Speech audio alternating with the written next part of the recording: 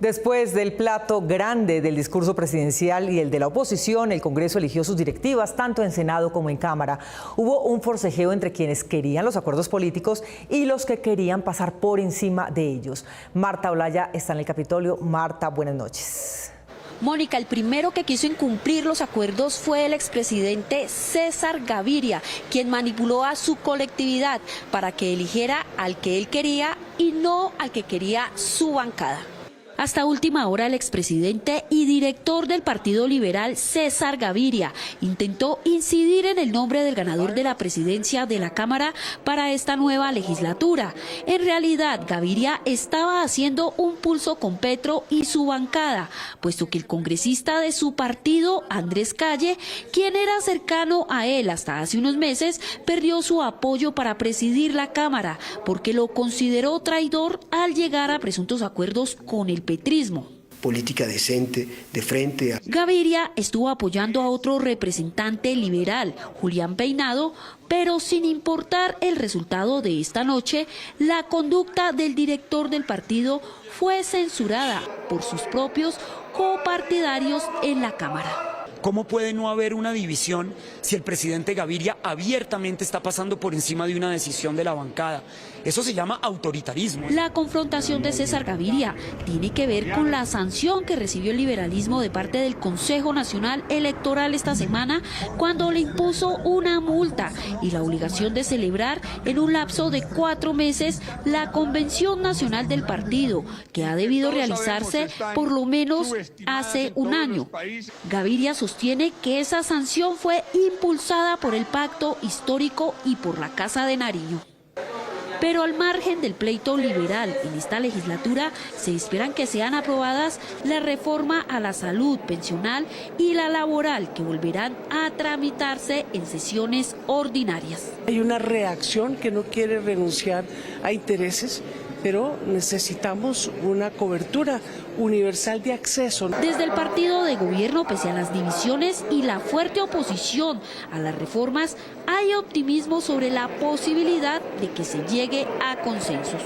Aún persisten, hay algunas diferencias al interior de cada partido, pero sabemos que va a estar por encima la necesidad y el interés general del país. En esta legislatura el gobierno también presentará la reforma a la educación, en la que ya se instalaron mesas técnicas para su construcción, mientras que los partidos de oposición ya tienen preparado un nuevo proyecto de reforma a la salud que presentarán la próxima semana. Las elecciones regionales de octubre serán el gran obstáculo para el avance de las reformas, además de la ruptura de la gran coalición con el gobierno. Por ahora, acá en la plenaria de la Cámara de Representantes están todos votando quién será el nuevo presidente de esta corporación. Aún sigue la incertidumbre si será Andrés Calle o el representante Julián Peinado. Mónica, regresamos más adelante con más información sobre quién quedará con la presidencia de la Cámara en esta legislatura. El Partido Liberal tendrá que hacer su convención no por voluntad de sus actuales directivas, sino por cuenta de una decisión judicial. Pero aunque ilegítima, según la decisión, estas directivas serán las encargadas de otorgar los avales. Miguel Ángel Peñaranda. Mónica, los defensores de esas directivas dicen que no hubo convención por decisión de la mayoría y no solo de las directivas, y que luego de elecciones habrá una convención sin problemas.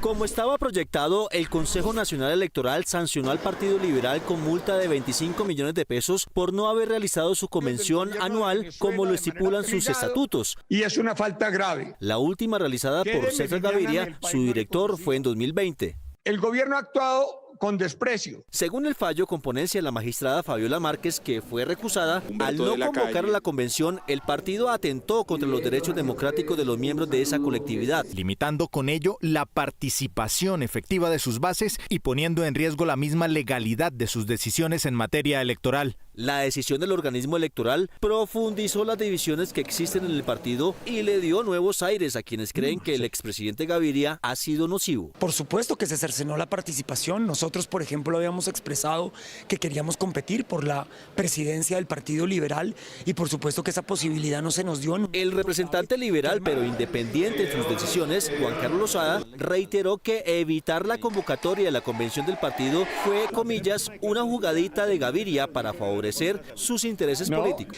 Y por supuesto que el presidente Gaviria, al parar el trámite que se tenía que surtir para llevar a cabo la convención, se autoabrogó el derecho de otorgar los avales, cosa que es absolutamente impresentable y que debió haber sido hecho por el nuevo presidente del partido.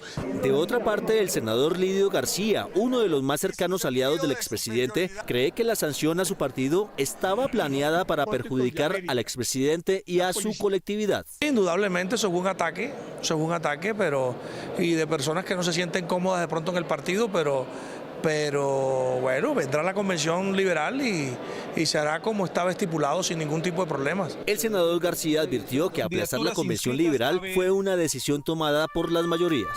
Respetable, nosotros vamos a hacer la convención después de las elecciones del 29 de octubre y yo creo que en los primeros días del mes de noviembre estaremos en plena convención. El Consejo Nacional Electoral informó que a partir de la notificación del fallo, el Partido Liberal tiene 4 meses de plazo para reunirse y que de no hacerlo se le impondrá una nueva sanción. El liberalismo optó por no contestar a los argumentos de la magistrada del Consejo Electoral que pide una sanción por el hecho de que el partido debía haber elegido sus líneas políticas y su dirigencia hace 2 años, pero se ha abstenido de hacerlo. Miguel Ángel Peñaranda.